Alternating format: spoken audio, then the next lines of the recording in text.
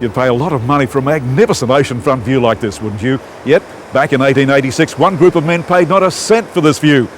They were inmates of the Trial Bay Jail, centrepiece of the mid-north coast of New South Wales and featuring in this episode of Travel Oz. Hello, I'm Grainger.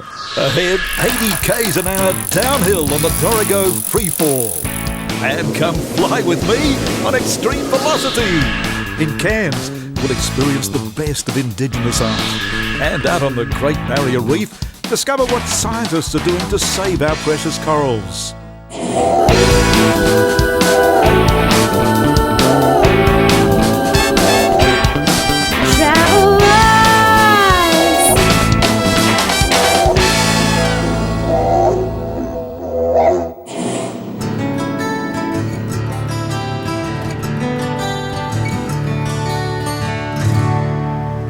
Barrier Reef. What a tremendous icon this is for Australia. And yet the 3,000 coral reefs that make up the Barrier Reef are under threat from a number of factors, especially global warming. Well, just how resilient is our reef? Let's find out.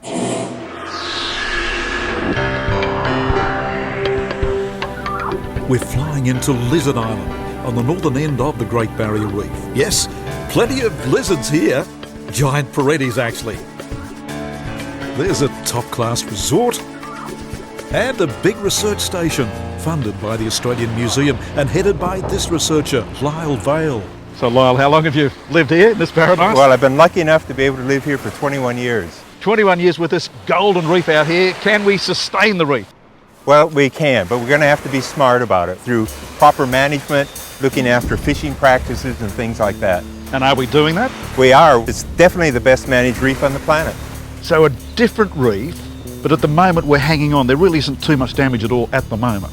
Well, the Barrier Reef is very well managed, but there is bleaching that happens, and sometimes it happens almost annually nowadays. And 100 separate projects here, including this young lass looking at stomatopods. That's right, yeah. Hannah is actually doing a really interesting project on vision in stomatopods. So, a good collection of corals here, and what are we doing to preserve the reef? Well, there's a couple major things that the Marine Park Authority is doing. They've set aside 33% of the reef for non-extraction. That's a big win for the reef. Looking at runoff, trying to mitigate runoff onto the reef, and then try to have sustainable fishing practices. And what about these creatures? Boy, these are tough ones. They just mow down the reef at times, and so we're looking at how to best control them. Now, these guys come in play proportions. Well, when they occur in big numbers, they really do decimate lots of corals. One of the researchers working on Lizard Island is Vanessa Nesma, who's monitoring how fish are coping with higher sea temperatures. So the forecast is for the end of the century for the temperatures in the ocean to be on average 2 to 4 degrees higher. So we've got some fish that we're keeping at the normal temperature, then we've got some fish that we're heating up to 33 degrees. So Vanessa, what's the findings at this stage? Can fish survive in higher temperature waters? At this stage it looks like they will be okay, but they might need more food to be able to maintain the energy demands. So Lyle, it's the best managed reef in the world. We're seeing all the measures you're taking. Is there life left on the old girl yet? Definitely, and we've got a lot of challenges ahead though in order to conserve it. One man who's been diving the reef almost every day for the past 5 years is resort dive master Ross Penniger. Survey of one, what's your own findings on reef deteriorating? It's apart from storm surge and things like that, you can't see the gradual decay. It's very dynamic, it's changing all the time, so it's actually growing in a lot of the places we take our guests. And sea life here, you see some magnificent creatures. These minke whales come in around June, July. Absolutely. I guess one of my most memorable dives, I took a gentleman from Spain. I took him out in mid-water. He had no idea what I was waiting for, and next minute a minke whale went straight past, probably about 3 metres away. And his eyes lit up and he was just high-fiving me underwater. So. Now the potato cod, they're something very, very special. We can get right up close to these. Absolutely. Obviously the cod hole is world-renowned and everyone wants to come here to dive the cod hole. And for interaction with aquatic life, there's no better place. They have personalities of their own, and they come right up and kind of turn side on and look at you, and yeah, almost like you want to reach out and touch them. And the green turtles up here seem to have no fear of humans. They'll come up right up to you. Yeah, absolutely. The green turtles and the hawksbills as well. We've got a resident loggerhead out in the bay, so especially when they're munching on the seagrass, they don't mind at all. All our guests come in and rave about it, so it's quite an easy job for me, showcasing what Australia's got to offer. Today, Ross is planning to show us his star attraction, a giant groper that's so big it weighs 5 times as much as me. Here he comes. I can see that big, black, sinister shape. So what he does, he ambushes his prey. You smell his breath? That wasn't too good, was Mate, it? I'm sure we touched noses. I'm going to see if I can get an underwater shot, but you make sure you're warm if he comes too close. How big is he? So he's about 700 pounds. 700 pounds. That's a big, big fish. Now what? Gee. We've got the giant groper and we've got a tawny shark. Shackle, the remora. Here we go, here we go. Oh! Too much excitement for one boat trip. Travelers. Further south on the reef, we fly into a coral cay that's alive with birds, turtles and manta rays, Lady Elliot Island. This island's resort is owned by Peter Gash, an environmentalist who's proud that the Great Barrier Reef is the best managed in the world. I think one of the things, of course, is we're managing and minimising the impact, the people impact. A lot of beautiful reefs are loved to death by people impact. A lot of people getting in there, sunscreen on them, that sort of stuff, getting in too close to it. But I think also reefs are also very resilient. Provided that things don't change too dramatically and too quickly, the reefs will do their best to adapt and change. We're seeing a lot of really positive change. Our manta population is just abounding at the moment. It's amazing. The whale population is growing. The turtle population looks strong. So they're really positive things that I see. I think tourism is probably the best thing that could happen to the reef because it brings people, and people bring their energy and their care. So it brings government policy change. It brings energy to make a difference. And so that's our focus here. That's our philosophy is we want to bring people here to experience it and enjoy it, but they need to come here and realise they need to minimise their footprint, minimise their impact, learn about it, love it, and work out what part they can play in the future to looking after it. I think tourism is one of the major reasons the Barrier Reef is in good shape. Out on the reef, I join dive master Chloe James as she takes me for a swim with the friendly manta rays here. The experiences are just amazing every single time. No matter how many times you've been out here, it's just exhilarating every time. Some of them do have some quite inquisitive traits. They'll come right up to you, play some games, they'll do some flips and some turns. It is quite an amazing experience and it doesn't look like they are too scared of humans at all. Chloe is an excellent free diver, capable of holding a breath for a couple of minutes underwater with the mantas. It definitely lets you get nice and close to some of the marine life. Some of them are a little bit afraid of the bubbles for scuba diving, so if you're free diving down there, you're not really affecting them and you get a really incredible up nice and close personal encounter with these manta rays. For me, swimming so close to the mantas is such an exhilarating experience. They're swimming along a barrier reef whose corals are just so strong and resilient. And given the best managed practices now in place, are set to be on display for a long time ahead. Tonight, our final reef experience is with these turtle hatchlings. 82 green turtles are being released into the sea off Lady Elliot Island.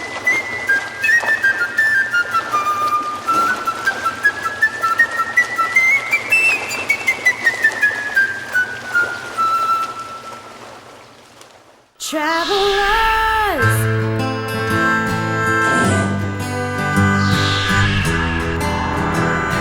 Our adventure on the mid-north coast starts in the Aurukun National Park, eastern grey kangaroos by the beach, and the magnificent granite remains of the Trial Bay Jail. History lives and breathes within these walls. Between 1886 and 1903, a better class of prisoner was held right here just to build a breakwater out into this bay. Emerging from behind the bars at Trial Bay is the head curator, Neville Nunney. Trial Bay Jail. Neville, this was a purpose-built jail.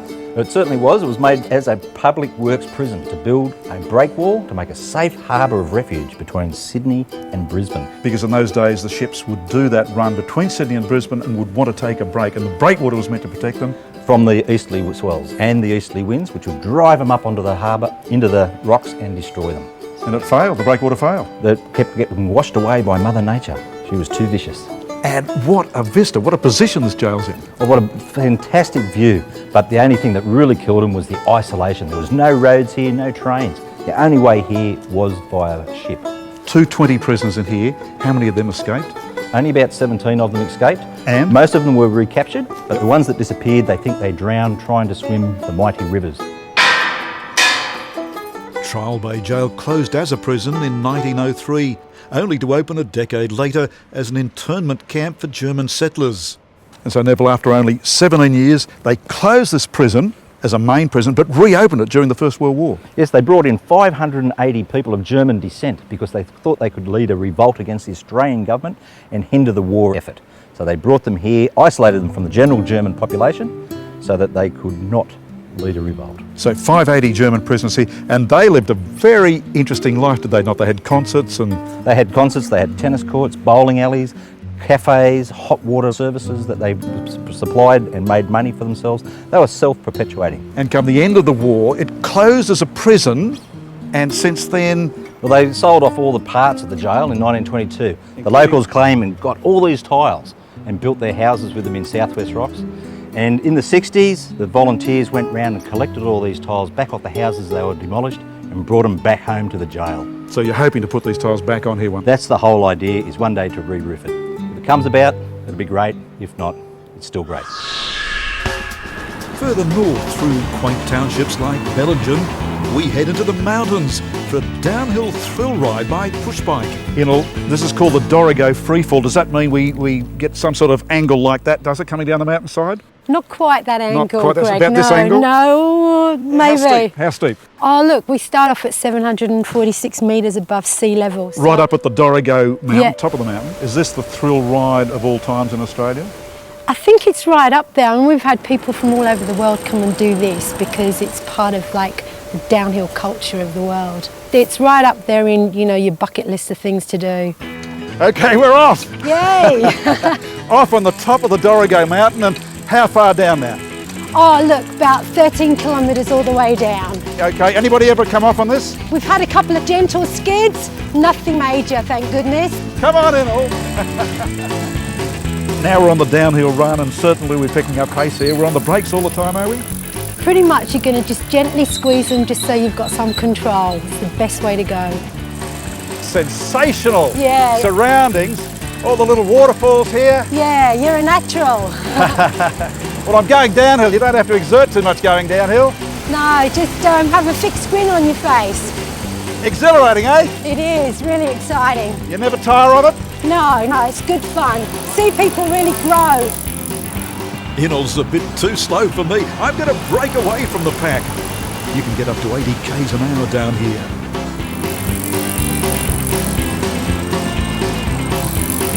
This has got to be the great thrill ride in Australia, hasn't it? It's really exciting, yes. And at the end of that ride, an opportunity to cool off.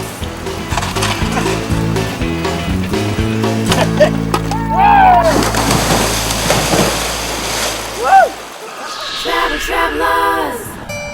Further south, we're about to taste life on a honey farm. Honeycomb Valley, to be exact, with owner Anna Campbell. Hello, Anna. Hello, welcome. Honeycomb Valley. Welcome. You've established an interesting life here in Honeycomb Valley because you've given away island life, for instance. You used to run the resort there on Heron Island. That's right, yeah. So why farm life? Well, on a farm you can be so much more sustainable. You've actually got soil, whereas on Heron Island it's a coral cave, so there was nothing to grow in. Here we can plant things for the future that'll be here for a couple of 100 years. We can improve the soil, have all the animals we want. Okay, you've got the children. They love the animals here. Yeah. Love the goats. Yeah. Oh, The goats calves. and cows and alpacas and horses and... You've also got beehives here. That's right, we have bees because they're so important for the honey and for the wax as well. And native bees, not just Italian honeybees, but native Australian bees. And you've got the world's largest outdoor solar heater, have you not? Solar oven, that's right. So it cooks 30 loaves of bread an hour, invented by an American Rotarian and just perfect for the Australian kind of climate. Anna's chickens, as we're about to discover, a truly spoiled home is this old caravan? Welcome to Hens on Holiday. Hens on holiday!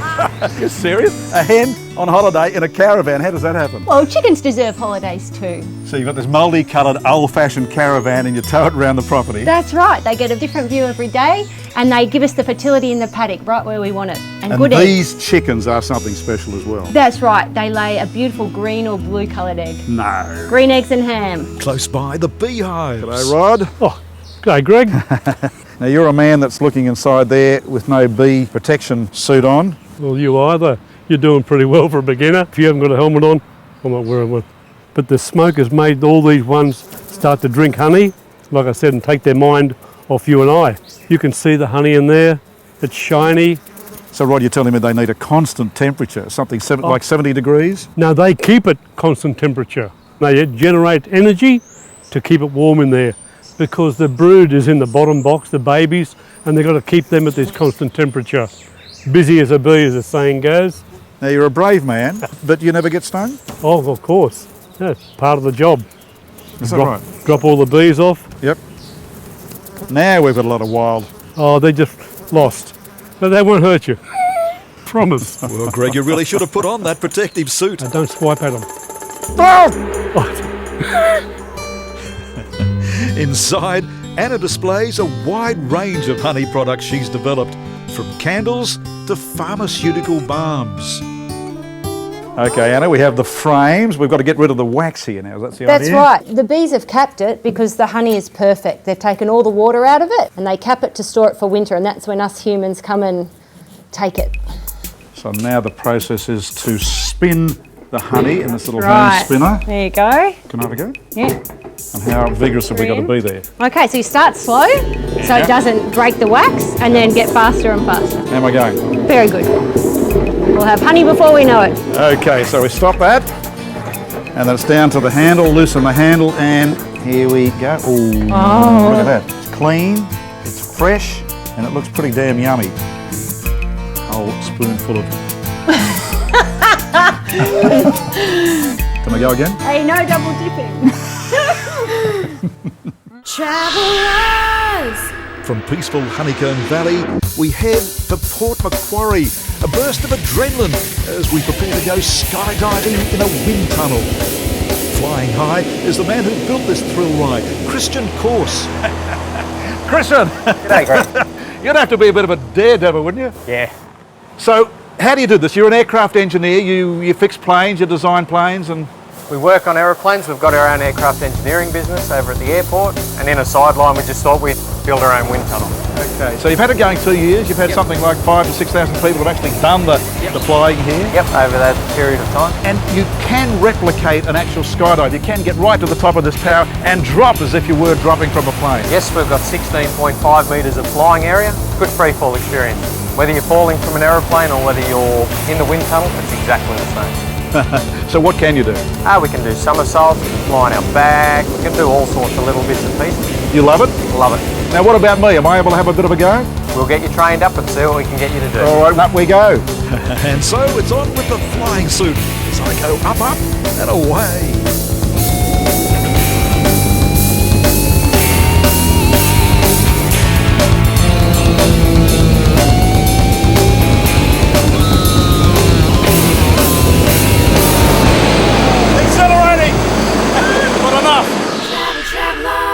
We're now to far north Queensland and a festival of art that's attracting increasing attention. Welcome to the Cairns Indigenous Art Fair.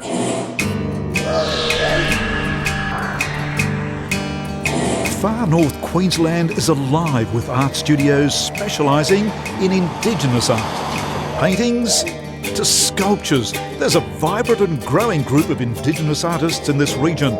And once a year, they're featured in the highly acclaimed Cairns Indigenous Art Fair. Avril Quayle is the artistic director. It's a great time for people to come to Queensland to see the full range of Indigenous expression from 24 communities here through song, dance, music, performance, theatre. So over 3 days, this site becomes activated with cultural performance, contemporary art, and it is very important for Indigenous people to be able to express themselves through art It has become a way of deepening those connections to their country and retaining language, and also being able to connect with the outside world who possibly can't travel. And so certainly through the art fair, it brings all of that together in one spot for people to mix and engage and just really celebrate different cultures. Among the sculptors whose works are featured is Alec Tapote. His giant masks have been crafted out of black bamboo. Torres Strait sculptor Ken Thiaday specialises in creations that can be manipulated. This grabbing hand is his latest innovation, and his jaw-snapping shark has been a big hit. So you've been a fisherman, now you're an artist and a sculptor who sculpts fish. Shark, but see, I used to hunt for this, but I don't do it anymore. Ken, what we're witnessing with this Cairns Indigenous Art Fair coming up is a diverse range of art from this Cairns, Northern Queensland region. Well, this is something very special to show the people, to have a look what we're doing, because they never seen artwork like this. It's happening because only through the mighty of the God himself, because he gave me a wonderful skill on my hand to do it. With this, the movements of the shark, put your hand like that, and you go like this. This is the part of the shark moving like this. As you put the headdress, you wear this mask, and you perform for the people to see. This is my dance. This is my headdress. Black bamboo hammerhead shark headdress. Another artist whose works will be featured at this year's art fair is Brian Robinson. The prints and liner cuts themselves are imagery that crosses boundaries and makes connections between early Italian Renaissance art, you know, sort of muscular figures and, you know, sort of deep, strong poses of the male figure. You know, comparing that to some of the strong myths and legends that come out of the Torres Strait. I'm someone who loves to experiment a lot, so I work quickly through series of works, and you know, unfortunately I get bored very quickly, so I love to experiment and, you know, just add new adaptations to my work, and which ultimately then spread right across the Indigenous sort of art scene across the country. Further north at Mossman, visitors are invited to create their own dot paintings. We're in the Jarnbal Art Gallery, amidst the superb paintings of Brian Binner Swindley. Brian's asked me what my favourite animal is. A manta ray, I respond, in light of my recent close encounters. And so, it's a manta ray that I'm going to dot paint. So Brian, is this your dream? It's my dream. It's not for me, but I'm trying to give other people a go and put their artwork in this gallery as well. My mum and dad used to talk about it years ago, but it never happens. But my dreams, when I was talking about it, every time I'm at work or something, wherever I go, and suddenly, where I am now, I have a gallery. Sitting back and talking to other customers when they're coming into my gallery, showing them what my culture is all about. So I have opportunity here, sharing culture for art classes and that. People are happy to take home their own real little paintings and that. This is about sharing culture with them. Well, Brian, I have to say it's been wonderful sharing your culture. Thanks so much. And here's what I've actually... No, that's not mine. This is mine. I wish it was. No, that's what I've done. The manta ray, in memory of the manta rays we swam with here on the Great Barrier Reef. So how is Indigenous art evolving here in far north Queensland? Well, I guess the colours are different here in the painting, in the artistic expressions, because it is all related to the environment, the Great Barrier Reef, the rainforest environments. The colours are iridescent, and the light is different here, and that's reflected definitely in the artist's work. And it's all on show at the upcoming Cairns Indigenous Art Fair, displaying the latest in paintings, sculptures, music and dance. I do hope you've enjoyed this episode of Travel Hours from the Great Barrier Reef. I'm Greg Grainger. Happy travels.